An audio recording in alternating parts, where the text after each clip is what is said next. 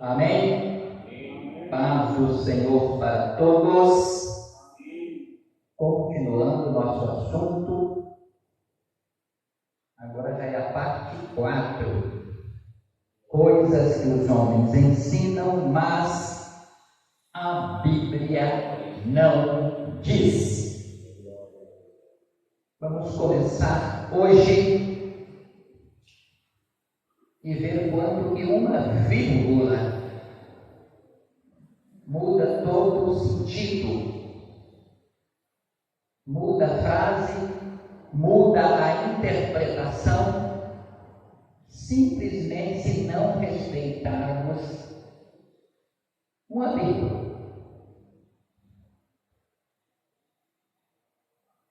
Em Mateus capítulo 26 e versículo 34, alguém lê assim, você já ouviu algumas vezes assim: disse-lhe Jesus, em verdade te digo que nesta mesma noite, antes que o galho cante 3 vezes, me negarás. Já errou. Pode ver que a vírgula não está depois de 3 vezes, está antes. E aí muda todo o sentido da frase. Então já ouvimos várias vezes essa interpretação que quando Pedro negou a Jesus, o galo cantou 3 vezes. Acho que todo mundo já ouviu isso. E alguém parece ter ensinado isso. Vamos ver então, obedecendo a vírgula, Mateus 26, 34. Disse-lhe Jesus, em verdade te digo que, vírgula, nesta mesma noite, vírgula, antes que o galho cante, vírgula, 3 vezes me negarás. Está dizendo o que aqui? 3 vezes é o galo ou é Pedro? É Pedro.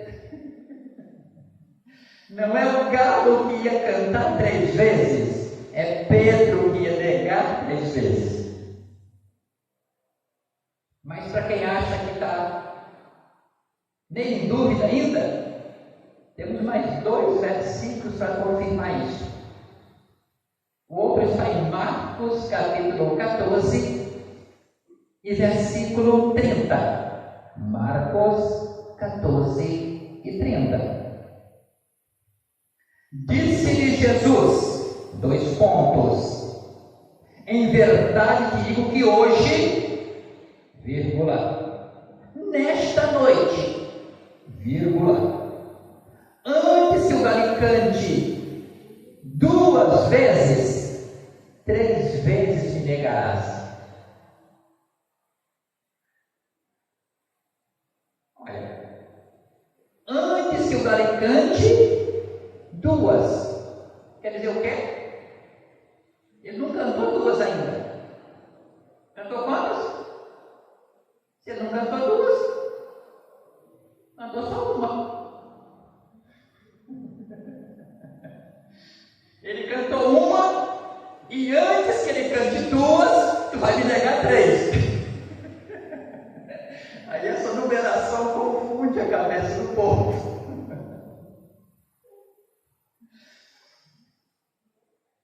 Mais Marcos 14, 72. E o galo cantou 2ª vez. E Pedro lembrou-se das palavras de Jesus que tinha dito: antes que o galho cante 2 vezes, 3 vezes negarás tu. E retirando-se dali, chorou. Então agora acabou-se todas as dúvidas. O galo não cantou 3 e nem cantou 2. Antes das 2, Pedro negou 3. Outra confusão que cometem é na história de Esther. Um detalhezinho que confunde alguns é o nome de quem cuidou de Esther, porque na versão corrigida, ao meio da revista e corrigida, diz que o nome era Mardoqueu. Se você tem a Bíblia atualizada, fala que era Mordecai. É o mesmo nome, só que aparece com 2 versões diferentes. Mas a minha pergunta não é esta, a minha pergunta é: o que Mardoqueu ou Mordecai era de Esther?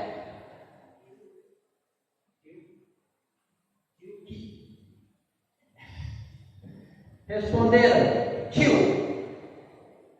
É o que a gente aprendeu, é o que nós já ensinamos várias vezes e erramos várias vezes. Mardoqueu não era tio de Esther. E está claro na Bíblia. É só prestar atenção nos detalhes.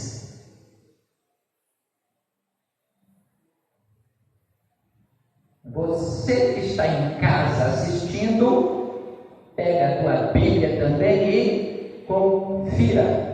Esther capítulo 2 e versículo 7. Esther 2 e 7. Este quem?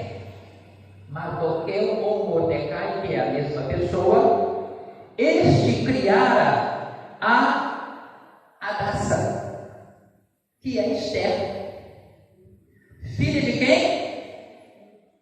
Filha do seu tio.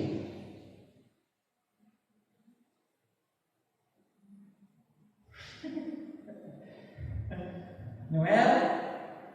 Ele que era o tio. Ela era filha do tio dele. Filha do seu tio, porque não tinha pai nem mãe, e era moça bela de aparência e formosa à vista. E morrendo seu pai e sua mãe, Mardoqueu a tomara por filha. A filha do teu tio é o que tua? Você não tem tio? Não tem filha? A filha dele é o que tua? Prima. Mardoqueu era primo de Esther e não tio. Como nós aprendemos.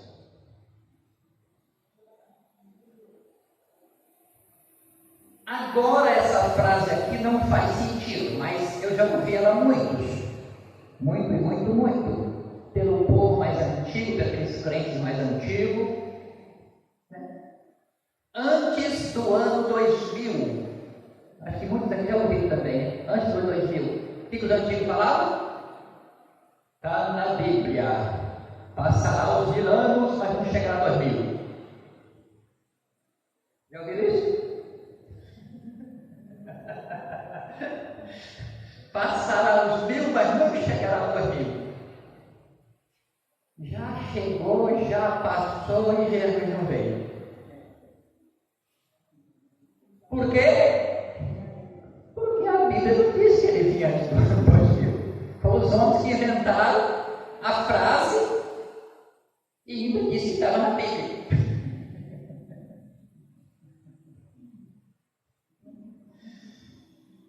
Agora veja bem. Essa frase não se encontra na Bíblia. Foi escrita por Nostradamus, aquele mago antigo lá que ficava prevendo o futuro, e na previsão dele ele previu que Jesus vinha antes do ano 2000. E a pessoa fala que estava na Bíblia. O que a Bíblia diz é simplesmente Mateus 24, 36. Mateus capítulo 24 e versículo 36 nos diz: mas a respeito daquele dia e hora, ninguém sabe, nem os anjos do céu. Então, se aparecer algum anjo mentiroso dizendo data, não acredite. Agora, se os anjos já podem mentir, imagine os homens, né?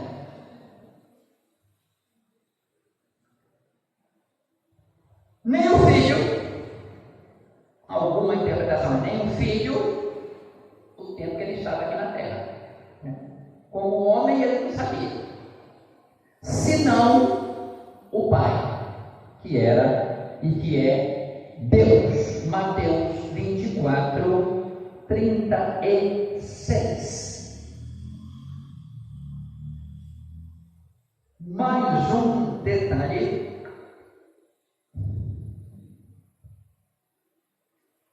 Falamos já sobre escritura e poder, né? Tem alguns que têm escritura, mas não tem poder, outros têm poder, mas não tem escritura. E alguns por falta de escritura, mas se achando muito crente, ou muito espiritual, ou muito ungido, ou muito consagrado, né? Quando vê um demoniado, fala o seguinte: o sangue de Jesus tem poder. Ninguém expulsa demônio com o sangue de Jesus.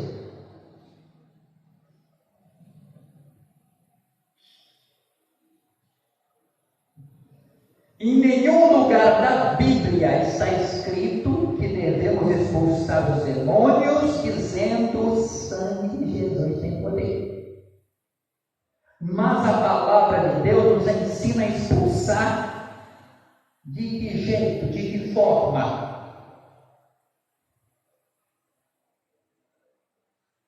Vamos ver 2 versículos aqui para ficar bem claro.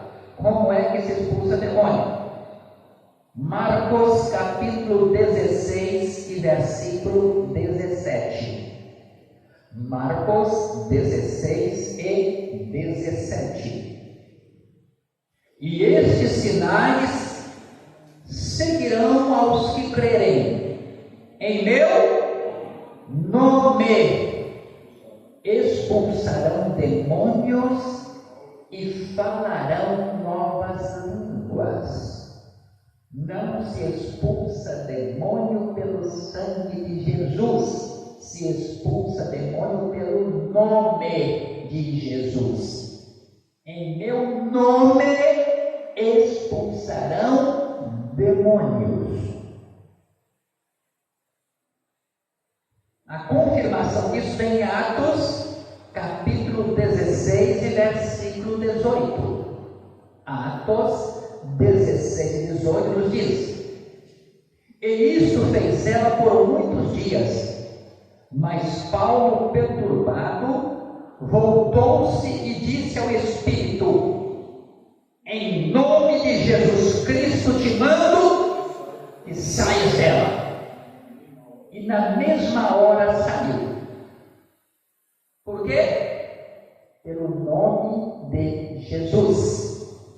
Portanto, expulsamos os demônios usando o nome de Jesus. E o sangue de Jesus?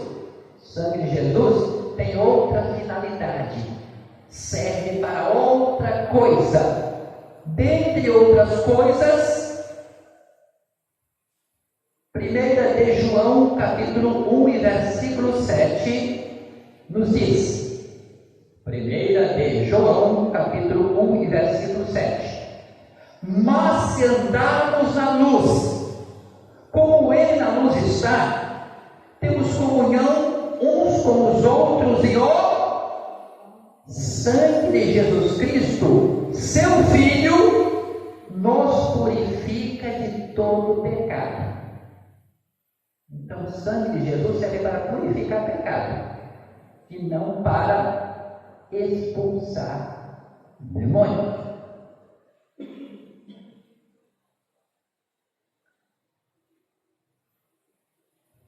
Curiosidades bíblicas. Ainda que eu tenha falado algumas vezes esse assunto, vamos mostrar um versículo dessa vez. Em Gênesis capítulo 2, versículo 17, o que Deus disse para Adão? Mas da árvore da ciência do bem e do mal, dela não comerás. Por quê? No dia em que dela comeres, certamente morrerás. E Adão comeu e continuou vivo. Deus mentiu? Não. A nossa maior interpretação é o quê? Mas a partir daquele momento Adão morreu espiritualmente. É verdade. Mas também é verdade que Adão morreu fisicamente. Ele morreu dos dois jeitos. Mas como? Se depois ele saiu, teve filho, como é que ele morreu no mesmo dia? Morreu no mesmo dia. Está na Bíblia. Vamos ver? Ao lermos este versículo e sabendo que Adão ainda viveu muitos anos após este pecado, pode passar pela nossa mente que Deus não cumpriu a promessa que fez a Adão. Será que realmente isso aconteceu? Podemos ver o cumprimento da promessa de Deus de duas formas diferentes. Falamos o quê? Espiritualmente ele morreu. Sabemos que a morte espiritual não é o sepultamento do corpo físico, quando ele fica separado da alma e do espírito. Mas a morte espiritual é a separação da comunhão entre o homem e Deus. Efésios capítulo 2, versículo 1. Ele vos deu vida, estando vós mortos nos vossos delitos e pecados. Morto espiritual significa separado de Deus. Morte física, o corpo se separa da alma e do espírito e vai para o cemitério. Dessa forma, Deus cumpriu a sua promessa, pois aquele casal acostumado a conversar com Deus na viração do dia, de acordo com Gênesis capítulo 3, versículo 8, foi expulso do Éden e da presença de Deus. Gênesis 3, 23 e 24. Portanto, espiritualmente, Adão e Eva morreram no mesmo dia que comeram do fruto da árvore do conhecimento do bem e do mal. Então, o que é a morte espiritual? Separação de Deus. O exemplo físico que Deus deu é o quê? Uma prova que você está separado de mim é que você vai estar separado do Éden agora. Você saiu do paraíso, vai ser expulso do paraíso. Assim como você ficou longe do paraíso, não vai ter aquela comunhão comigo como tinha antes. Mas, e fisicamente? Corpo. Adão morreu no mesmo dia? Sim. De que forma? Da forma que a Bíblia fala. É só interpretar ela. Fisicamente, também podemos considerar que Adão morreu no mesmo dia em que comeu do fruto da árvore proibida. Pois a Bíblia diz em segunda carta de Pedro, capítulo 3 e versículo 8. Olha aí o mistério.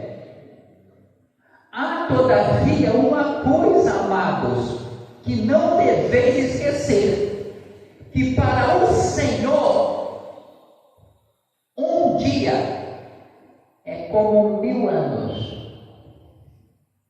e 1000 anos como um dia. Quantos anos que Adão viveu? Quem lembra?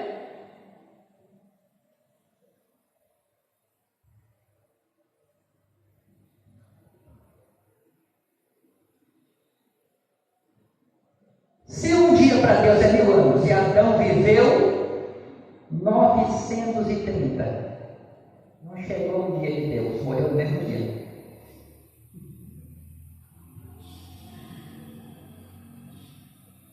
Um dia é 1000, ele viveu 930, não chegou o dia, morreu no mesmo dia. Não no nosso calendário, no calendário de Deus. Se um dia para Deus é como 1000 anos e Adão viveu só 930, de acordo com Gênesis capítulo 5, versículo 5, significa que Adão não viveu nenhum dia no calendário de Deus. No calendário dos homens chegou a 930, no de Deus nem dia, pois para viver um dia no calendário de Deus, Adão teria que viver 1000 anos. Não chegou a 1000, morreu no mesmo dia. Portanto, Adão não viveu nem um dia de Deus, depois de haver pecado, cumprindo-se assim o versículo que diz: no dia em que dele comeres, certamente morrerás. Gênesis capítulo 2 e versículo 17. Porque se não interpretarmos dessa forma, vamos achar que Deus enganou Adão, que Deus mentiu. Deus falou e não cumpriu. É a forma de interpretar. E às vezes nós não entendemos, e por não entender começamos a falar besteira, falar o que não devemos. Continuando. A frase é: Deus tem povo pecador.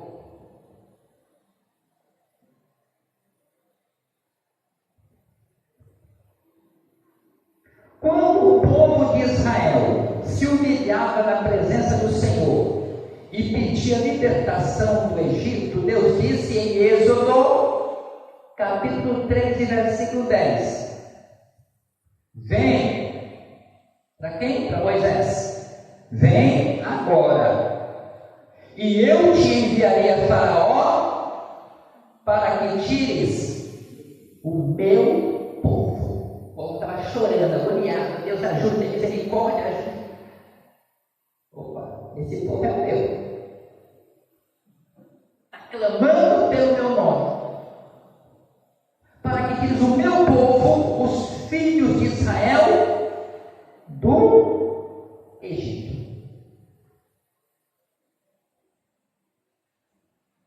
Que povo? O povo de Israel.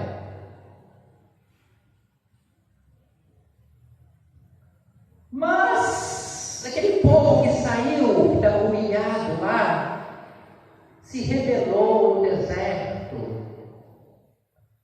fez um bezerro de ouro, pecou, idolatrou.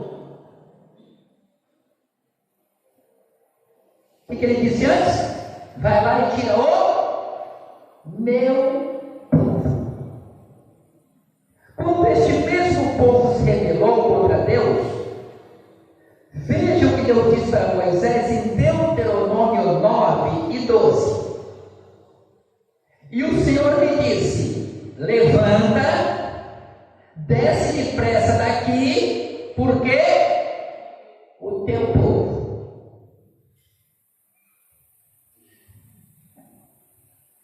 O teu povo que tiraste do Egito já tem se corrompido.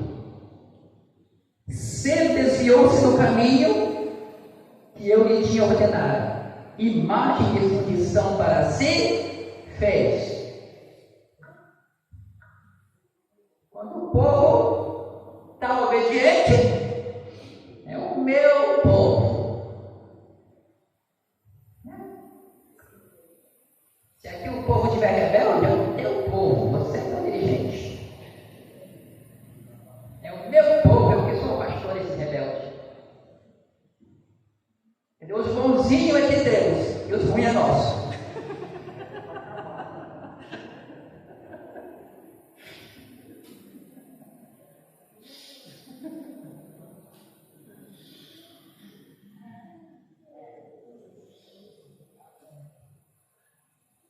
Vamos entrar no assunto bem polêmico que eu quero agora. E muito curioso, mas a pergunta é: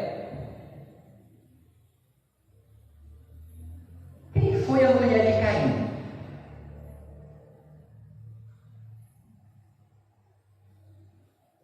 A Bíblia fala que tinha Adão, Eva. Depois apareceu Caim, Abel. Caim matou Abel, fugiu e arrumou uma mulher. Que mulher?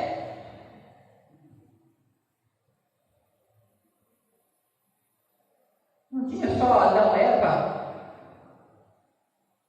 Onde é que ele arrumou uma mulher? Casou com quem? Então falou assim: olha, e construiu uma cidade. Mas você vai ter que ele sozinho?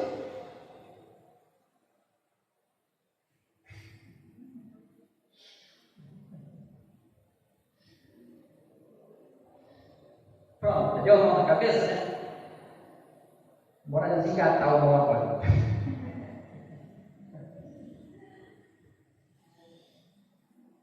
Gênesis 4:17. E conheceu Caim a sua mulher. Filha de quem? Se só tinha a família de Adão.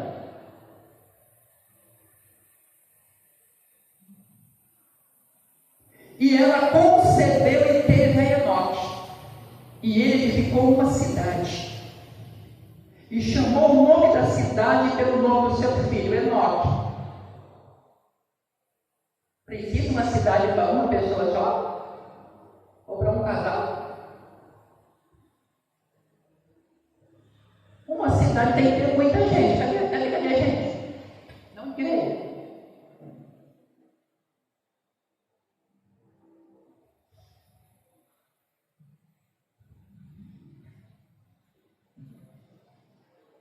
Por este versículo dá a entender que nesse tempo já havia muitas pessoas vivendo aqui na terra, e não somente Adão, Eva, Caim e Abel, que depois foi assassinado.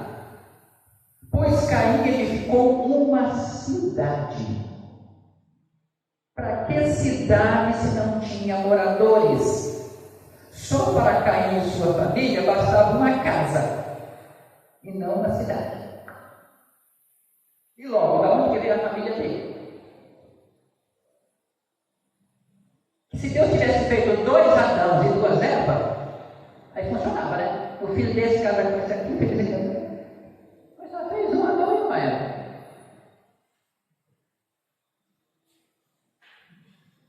Continua com a cabeça, né?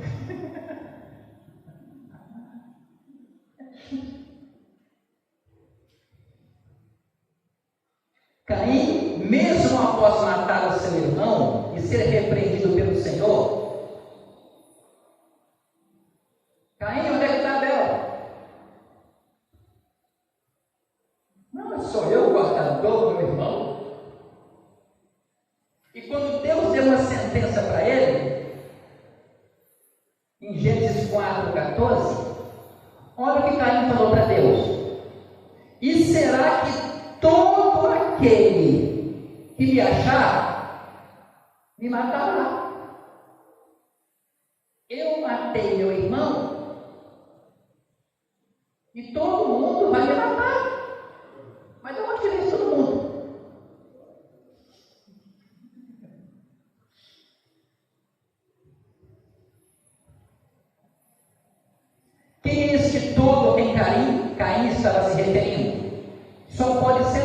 outros moradores da terra. Mas a pergunta é: da onde que veio esses outros moradores da terra? Se não veio do céu e do inferno, estava na terra.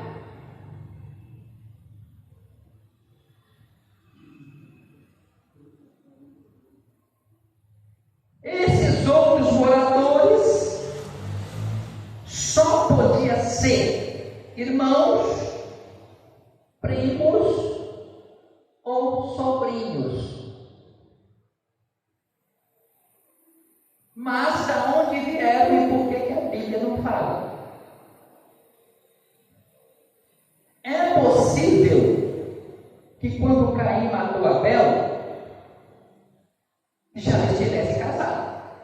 Ele matou e fugiu com a sua mulher. Mesmo assim, fica a dúvida. Mas mulher, de onde que veio essa mulher? A Bíblia não diz que ele era casado. Nem sim, nem não, né? De onde surgiram esses moradores se a Bíblia registra apenas Adão, Eva, Caim e Abel? Observe esta narrativa bíblica. Presta atenção que a resposta está nos detalhezinhos escondidos. Gênesis 4:1. E conheceu Adão a Eva, sua mulher, e ela concebeu e teve a Caim e disse: alcancei do Senhor um varão. Gênesis 4:1. Nasceu um homem de mim, alcancei um varão. Gênesis 4:2. E teve mais a seu irmão Abel. Agora, quem é que tem um filho hoje e amanhã já tem outro? Ou na outra semana já tem outro? Ou no outro mês já tem outro? Está entendendo o mistério aí? De um versículo para o outro se passa muito tempo, às vezes muitos anos. Às vezes algumas décadas, e neste tempo, muita gente vai nascendo.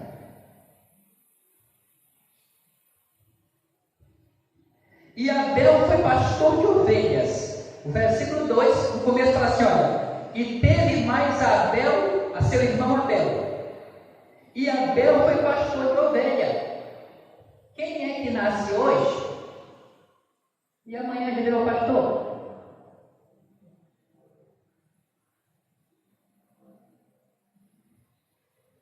Para alguém nascer e ter capacidade de virar pastor, passou algum tempo, passou alguns anos. E nesses anos foi aparecendo mais gente. Não era a missão de Deus? Frutificai, multiplicai e enchei a terra.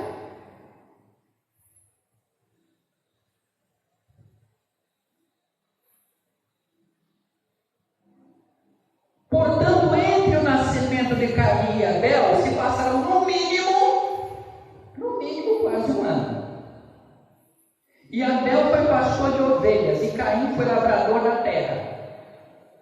Naturalmente, Caim e Abel cresceram como qualquer outra pessoa. Ninguém nasceu grande. E para crescer se passaram anos. E aconteceu nesses anos em que Caim e Abel foram crescendo. O que aconteceu? Aconteceu a coisa mais natural que existe entre um casal. Adão e Eva continuaram tendo filhos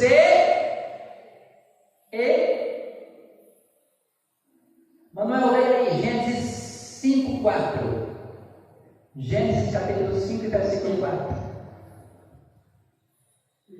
Os dias de Adão, depois que gerou a Sete, 800 anos, e gerou filhos e filhas.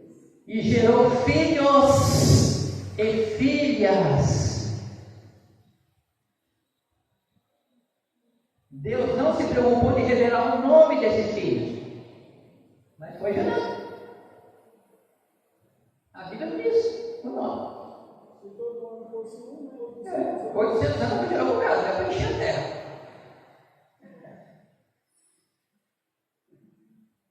E aconteceu que ao cabo de dias que Caim trouxe do fruto da terra uma oferta. Gênesis 4 e 3. O que quer dizer cabo de dia? Se ele era lavrador, ele teve que plantar, cuidar, esperar produzir, ter que oferecer. E desde plantar até colher, o tempo foi passando e mais gente foi nascendo. Veja isso agora. Gênesis 5, 2 e 3.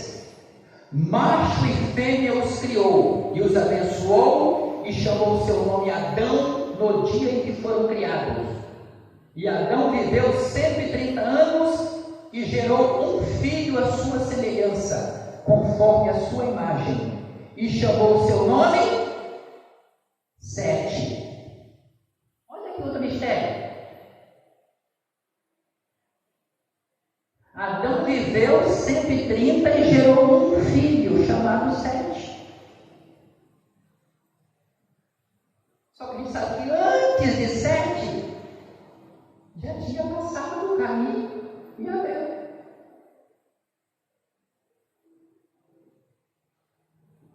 Então esses detalhezinhos às vezes confundem um pouco o leitor menos experiente. Veja esse versículo com atenção. Essa narração diz que Deus criou o homem e a mulher, e eles tiveram um filho e colocaram o nome de Sete. Por que colocaram o nome de Sete nesse versículo, se sabemos que antes de Sete já tinha nascido Caim e Abel? Foi porque Abel já estava morto e Caim foi rejeitado por Deus. Então os dois saíram de cena. Vou fazer mais um. Faz de conta que os dois não existiam. Está vendo o mistério da Bíblia? Por isso a Bíblia relata principalmente os nomes das pessoas que são importantes na história da salvação, ou importante para alguma lição para nós.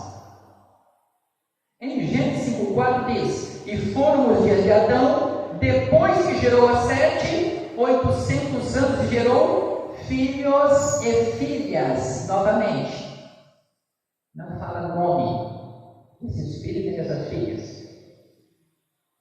É por isso que os outros filhos de Adão e Eva não serem mencionados nas Escrituras.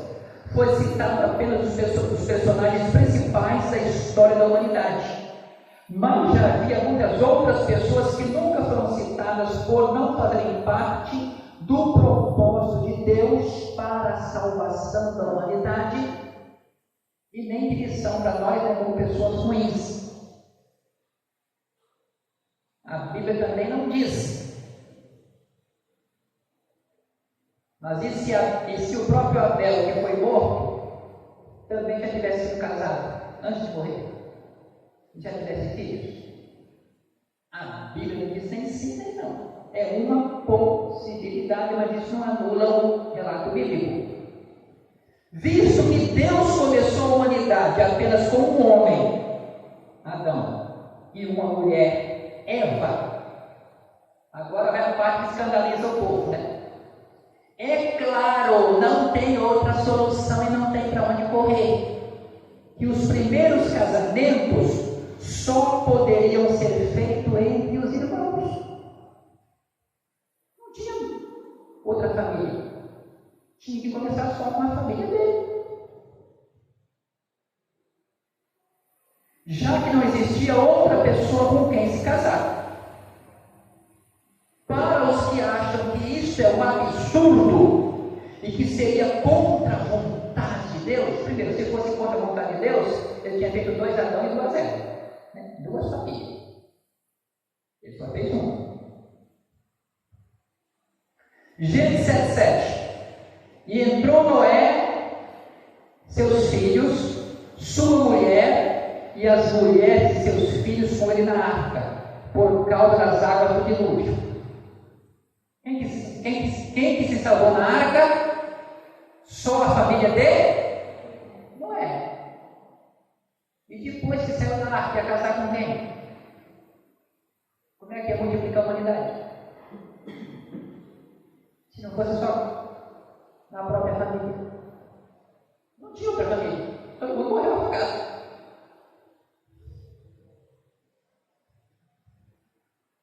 Calma aí que vai chegando, que você quer ouvir lá na frente.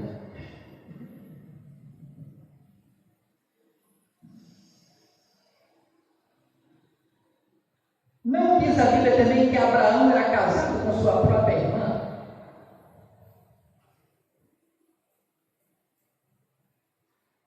Veja Gênesis 20:12. E na verdade, ela é também minha irmã, filha de meu pai.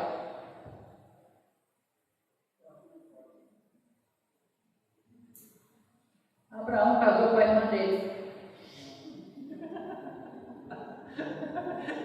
E é o nosso pai da fé. Filha de meu pai, mas não da minha mãe. E veio a ser a minha mulher. E não foi ele escolhido por Deus? E quando Abraão já era de idade avançada, onde que ele fez o seu servo prometer que ia buscar uma esposa para Isaque? Não foi no meio dos seus parentes? Mas que irás à minha terra e à minha parentela, e daí tomarás mulher para o meu filho Isaque.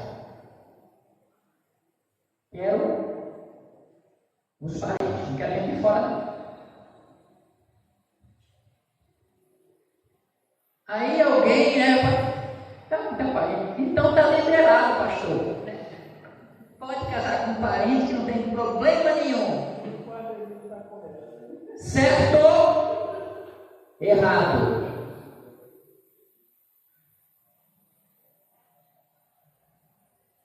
Pastor não falou até agora que foi certo, que está errado. Porque agora a Bíblia diz que está errado. Não sou eu quem diz, é a Bíblia.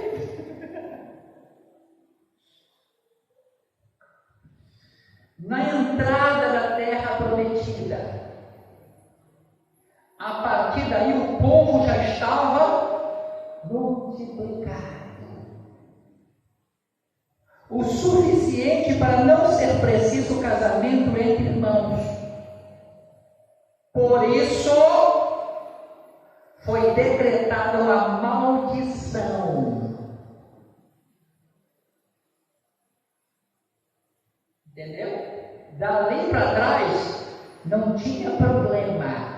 Dali para frente, se você fizer isso, é maldito. Onde está escrito isso? Deuteronômio 27:22.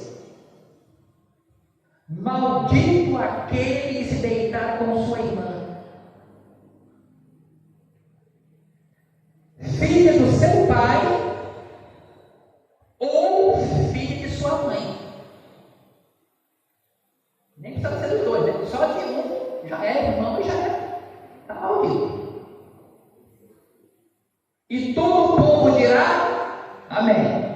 A partir de agora ninguém mais dorme com o irmão.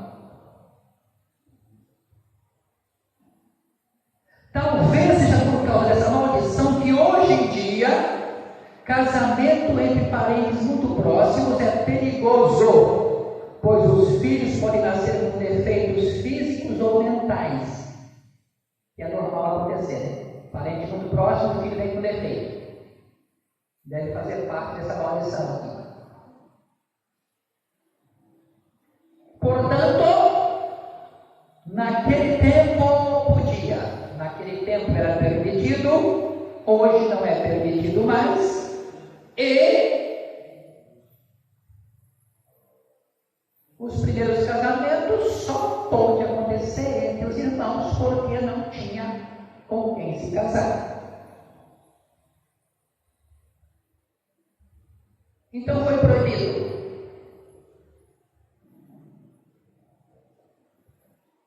Vamos ver o outro lado agora. E do lado espiritual, servos de Deus, servo de Jesus. Espiritualmente, ainda hoje o casamento que Deus aprova é somente aquele entre os irmãos em Cristo.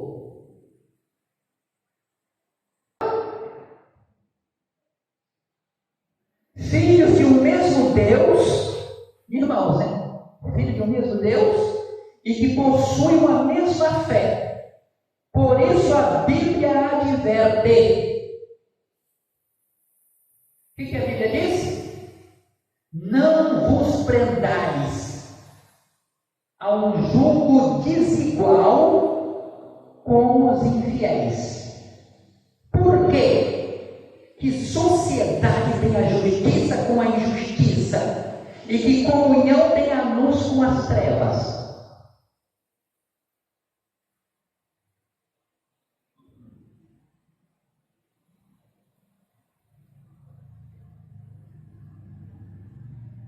E sempre dá problema, né? Mistura de fé. Na verdade, mesmo entre os evangélicos, imagine um assembleiano casar com uma adventista. Olha o rolo que não vai dar. No sábado ele não come.